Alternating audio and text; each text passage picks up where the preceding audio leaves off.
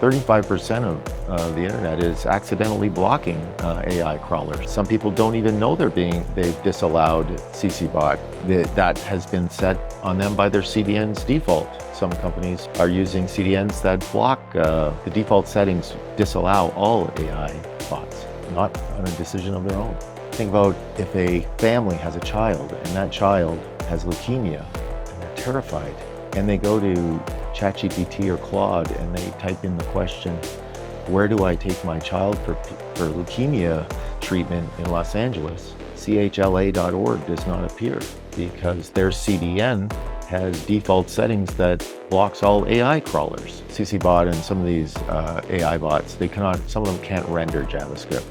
And that content that you're including in the JavaScript is not going to be included in the crawl. It's a huge server cost and energy cost to render JavaScript. I would recommend that you publish also in English. You're not abandoning your local audience or your local readers. You're just setting up so that you get into the crawl in English so that the models that are training in English know your content. Hello, everybody. Welcome back to Odys Podcast. My name is Aneta Samkow, and today my guest is Steven Burns, who's the Web Intelligence Lead at Common Crawl. Thank you so much for joining us today. Well, thanks for having me. So this is a really cool topic because Common Crawl is really special. You're crawling billions of pages every month. And before we get into strategy of how to get into AI overviews and how to rank, can you actually tell us how much of the web are we talking about here? Well, we crawl on a monthly crawl. We crawl about 2.3 billion pages. Wow. Think of that as the Wikipedia. Think of the English Wikipedia has 7 million articles. Now stack that on top of itself 320 times. That's the size of a monthly crawl. Oh my gosh. What are we talking here in terms of like bytes? Oh, that's about 120 terabytes per month, and it's growing. So, we don't crawl every page of your website. We grab a snapshot. We grab one or two URLs from each domain. And it's different every month. So, when you look across the entire data set, not one client, not one niche, what's like the clearest structural difference between a domain that gets cited by AI and one that doesn't? That's a good question. Common Crawl doesn't use PageRank when it crawls the web. It uses something called Harmonic Centrality.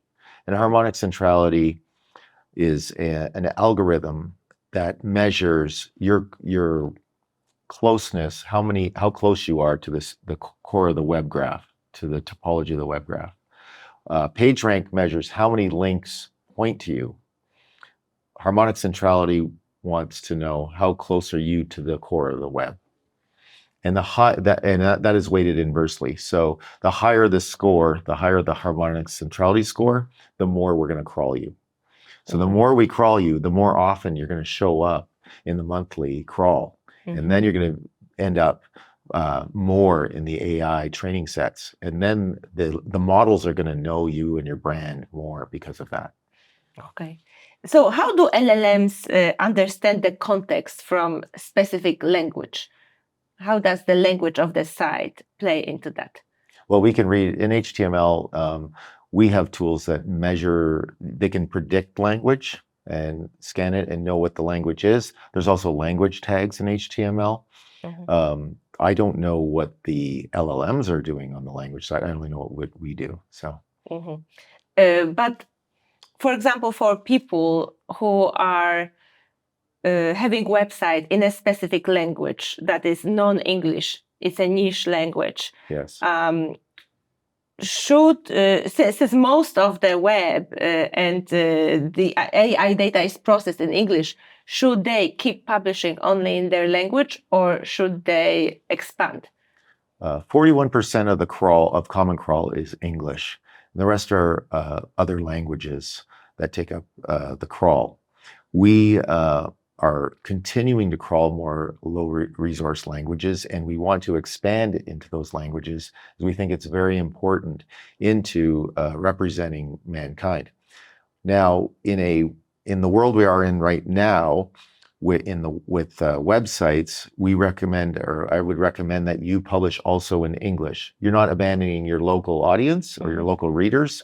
You're just setting up so that you get into the crawl in English, into the training data, so that the models that are training in English know your content. So I do recommend setting up an English page alongside your local language. But would that be on a separate like subdomain? So it could be on the SEOs usually know how to do this. So you could do subdomain or a folder for a language, and you would incorporate your hreflang tags with that to identify. So that would be the best strategy to do it. Yes, it's funny. I was talking to a gentleman here last night, an SEO from Belgium, and he said that he noticed he had a site in 3 languages, Dutch, French, and English, and they kind of did not update. They did not update the English part of the site. They let it age. Okay. And when they updated the other parts, they noticed that the wrong information, the old information, was showing up in ChatGPT answers. So that kind of proves the case that if he updated he's going to, as I said, he's going to go home and he's going to update the English page so that it's represented well. And even if that prompt to ChatGPT was written in Dutch? Yes. Oh, really? Yes. That would pull it out of the English site instead of the Dutch one? Yes. Wow. But someday this is, I would say that these models are going to learn in multiple languages. You know, we're just at the beginning of this. In a great world, we will have all the languages represented. Okay. Yeah. And since you're crawling so much data already, and with the rise of AI, there are more and more sites being produced so much faster. Like the number rises exponentially. Has it been harder to crawl them because of that? Did it affect your We efficiency? don't look at AI generated content, but I could see as the web grows, our frontier, every month we have a pre-crawl that checks the web frontier before we do the big crawl. And as that grows, we use Harmonic Centrality to measure that. And it all depends on how many links are pointing, the quality, the Harmonic Centrality links quality that are pointing to these new content. So that would be the way we look at it. Is actually the new content at a disadvantage when it comes to getting into AI overviews? How does the maturity versus the novelty play into that? Maturity, like an older site of content? Yes. A more established site. A more established site will most likely have more Harmonic Centrality with that domain because it's been around longer. It has more links from high topology sites. New content would probably have, without as many links, would have a lower Harmonic Centrality. So we may not find it as quickly. It may take longer to find. Okay. And to be included. What can you do to speed up the finding? Get a link from a high Harmonic Centrality site. Okay. So pretty much traditional, right? So here's an example. You can use a tool from webgraph.metahan.ai. A friend of our project, an SEO, Metahan Yes Alert, has taken our data, our web graph, from 8 months and created a tool where you can type in your domain or multiple domains and measure PageRank and Harmonic Centrality. And from that, you can see, I need to raise my Harmonic Centrality, from that. Oh, very interesting. And you can also check index.commoncrawl.com, which is our site, and you can see which crawl you were in. You can check if your domain was in a crawl and see what domains were hit. You can also check your server logs. So you can check your crawl logs and see if CCBot's is getting through and seeing your content. You can actually make the crawler come back to your site more often. Yes, you can increase your visibility to make sure it has a pathway to get to your content. And these tools are for free? Yes. Yeah, awesome. And the same goes to the data set, right? People can use your data set for research. How has this usability of data set changed since the rise of AI? Have you noticed any new patterns? Yes. Well, the data set mainly was used for research. There's over 10,000 research papers written using our data, Wow. and it's a scientific gravity of its own. These aren't just blog posts; these are peer-reviewed research papers. The change, what I would say, is that originally we had about just one or two engineers doing the crawl for the past since 2012, and since 2022. In the last 3 years, our Common Crawl has grown, 10x, in the amount of employees. So, bringing on engineers and machine learning engineers and data scientists and that. And that pattern with the researchers is continuing, or have you also seen the rise of how SEOs are using your data sets? Yeah. Oh, yeah. Good question. We're seeing, yes, a lot of SEOs starting to download our data, work with it, and figure out the correlations and the connections between LLM rankings and being included in Common Crawl. So actually, what happens when a site owner actually decides to disallow CCBot? Can you, in a Robot.txt file, can you actually tell us? Yes. So what would happen is our crawler, CCBot, is a polite crawler. It would come to the site and see the disallow and then not crawl the site. So you are excluding yourself from the visibility. Yeah, you were basically saying, I do not want to be included in AI training data. And what does that decision cost them in real life? Well, some people think they are protecting maybe their copyrighted material or publications or whatever. And some people don't even know they've disallowed CCBot. That has been set on them by their CDN's default, that some companies are using CDNs that block the default settings, disallow all AI bots, not on a decision of their own. Yeah, exactly. But that can be very detrimental, not only to the company, but other people as well. You gave a great example in your talk about a hospital, actually, not showing up in the answers. Can you tell us the story? Yeah.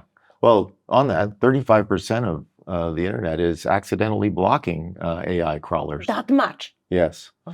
And the story is Children's Hospital of Los Angeles. They're a top pediatric children's hospital in Los Angeles, in California. And they, I always, think about if a family has a child and that child has leukemia and they're terrified, and they go to ChatGPT or Claude and they type in the question, where do I take my child for leukemia treatment in Los Angeles? CHLA.org does not appear. And that's not because CHLA is not the best. They are the best. They are high expertise. They are well renowned around the United States and the world. The reason that they are not showing up is because their CDN has default settings that blocks all AI crawlers. So no parent is going to find that as an answer, as a solution to cure their child. And that's really sad. Any other examples of that kind of caliber? That's pretty crazy, because that's a serious, actually, public health threat. Yeah, it is. I'm sure it's in universities and governments that may not even know they're doing it. That's just the main one we found that is kind of, pulls the heartstrings for me. I've reached out to them multiple times, and I haven't gotten a response to warn them of this. Really? Yeah. So they still didn't fix it? Well, after I found this out, was told about this, I felt guilty knowing it. I can't keep this as a secret, so I keep telling the story, and I even sent them my presentation of the story I tell about them. I say, I use you as a story, and I don't want to keep doing this. I don't think their web development or IT department knows about how their CDN's working. They have marketing. They're trying to bring in business to that hospital to help people and make money. They're not. Why would they have no secret content on there that needs to be blocked from AI? Oh, that's crazy Yeah. that it actually is still happening. Oh my gosh. So with such big data sets that you have, can you tell us what actually are the best rules that sites should obey in order to be cited in the first positions? In LLMs, I can only Mhm. I work on the discovery at the top of the funnel. Mhm. Now, a lot of SEOs traditionally have been working, as I say, on the fifth step, working on the on-page content. Yeah. My mission is to inform them to check their CDN to make sure they're not blocking AI crawlers, to check their WAF, their firewall, to make sure that it's not blocking settings, and that their robots.txt is set up correctly. We like to see, I think it's advantageous to have a very fast loading web page. Oh, really? Yes, these crawlers, now, as you see, sometimes the quality of the new models that come out fluctuate. You may notice that Mm-hmm. Claude may not be good this month, and the next version it comes out, you Yeah. notice these changes. This is all due to energy and the amount of Uh-huh. people that are getting on board and using the product. So they have to I believe they have to dial it back a bit. So if we build faster websites that the crawlers could come in quickly and not waste time and get the information that they need from that site and get out, then we're helping the quality of these models. Mm-hmm. So rising the core web vitals, for example. Yes, Yeah. the core web vitals. So I see a lot of companies experimenting with ways of serving to bots only. Uh-huh. Some companies will detect a bot and an AI bot, not Google bot, and serve up a text file to it or Mm-hmm. a markdown file to it of a copy of that page so that it gets text only and gets it only. Mm-hmm. So that's I've seen in experimental stages. I see flattening your web page into an HTML file and serving it Ah. at the Akamai Edge server side and getting that quickly to it and serving it is good for customers and for bots. So actually, not using JavaScript or any other Yeah. more complicated language is better. You should go for HTML. Yes, Mhm. JavaScript. You got to think of these CC bot and some of these AI bots. Some of them can't render JavaScript, and Mhm. that content that you're including in the JavaScript is not going to be included in the crawl. Oh, really? Wow. Um, It's like old Google bot, that didn't render JavaScript. really? Yes. That's huge because I feel like quite a big number of sites is rendered in JavaScript. You have to right? think the cost to do that. It's a huge server cost and energy cost to render JavaScript. So just flattening to HTML gives you like a big edge. Yes. Wow, that's really surprising. In the past you've described a shift from index to rank to rather think of it as train and retrieve. Mhm. Could you tell us what does that mean? Well, in the old world, for the 12 blue links, we would try to get indexed and then rank in those, manipulating your content or keyword strategies, some technical SEO in there, link building, and then index and rank. Today, we need to think about training for example, the AI, getting into the AI training data, which is Common Crawl, and then getting retrieved from the models from that data. Mhm, mhm.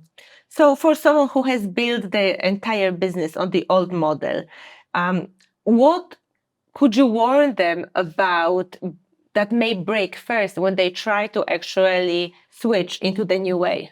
What should they watch out for? Well, the Robots.txt is the gateway to getting your Mhm. site included. The CDN and your firewall are not blocking any of the new crawlers. You may have to, first review your Robots.txt to make sure you're not, so that you're allowing everything. Yeah, are there any other mistakes that SEOs are making right now that may cost them AI visibility? AI visibility, yes, in the future? Those are the top 3 that I could think about right now. Mhm. Could you repeat them just for our, very fast?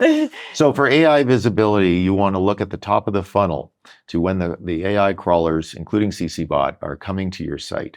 You want to make sure that talk to your CDN administrator, and they have predetermined filters that are given to them. And you can check it, say, hey, who are you blocking? And make sure you're not blocking these crawlers. And there's, available list of all these crawlers. They're all in Screaming Frog too. You want to check your robots.txt file to make sure it's not blocking anything and allowing all these crawlers in. And then you want to make sure that your content is in good HTML that can be crawled quickly and loaded fast. And if I want to find out whether I'm actually being cited in AI, how do I check it? Oh, well, on August 2nd here in the European Union, you have the AI Act coming out. Are you aware of that? Yes, there is. Yeah. Yes. So on August 2nd, the AI companies are going to have to list the top 1,000 domains that they're trained on. So if you're a brand and you want to make sure that you're in the training data, in the LLM's model, they're going to have to list it. So you'll be able to look it up publicly this August. You can also go to index.commoncrawl.com to see if you're in our crawl. That doesn't guarantee, wouldn't say that guarantees you're into an LLM model, but it's going to give you a high impact on it because they're trained on it. But you can check index.commoncrawl.org to see if you're in our crawls. You can check many crawls for it. Because with the new regulation, it's the top 1,000. Yes, it depends on the size of the company, and there's different. So if you're not in that cutoff, it's kind of hard to actually have that certainty. Yeah, if you're a very small site, and you might not be in that list, but if you're a bigger site, you can check. What would you advise for the small sites? I've just learned recently about this act, the AI Act. It was very interesting. I'm sure if that data is public, then SEOs can use that as a tool, or at least your clients are going to be looking at the list to see if they're included, right? And an SEO should be very well aware of that list to know that the first thing he can go check if they're in the training data. Yes, true. Yeah. Absolutely. So pay attention. August 2nd, very soon. So what do you think the open web will look like in 5 years from your perspective? I think, we're moving into a world of bots and agents, and and a lot of companies are worried, or at least CDNs and in the internet, about the amount of these bots slowing down everything and hitting, and you have to be selective of who's going. We all have agents now living on our desktops, with our local AIs that we're creating and and the things we can do. I think it's going to be the open web. The internet. Why was the internet made? It was made to be open and free, and that's what Common Crawl is about. We believe that the data should be open and free to the world to use. We believe that that bots have the right to read. A bot can go into a library and read all the books. That's what think of CCBot is doing on the web. A human can do it. I didn't even think about it. There it is. I'm, driving my Tesla. My Tesla is reading street signs. It's a bot, self-driving, and it's reading signs and getting information from the street. And it's almost, I don't know if it's a parallel, but these bots need to read and learn. And now we have our own agents, and we're doing everything they need to read this information and read from it. Some companies want to opt out of that and protect their content. And what happened, in 2003 when that happened to Google with publications blocking, news publications didn't want to be their snippets in Google results, They came back a few months later asking to be back in.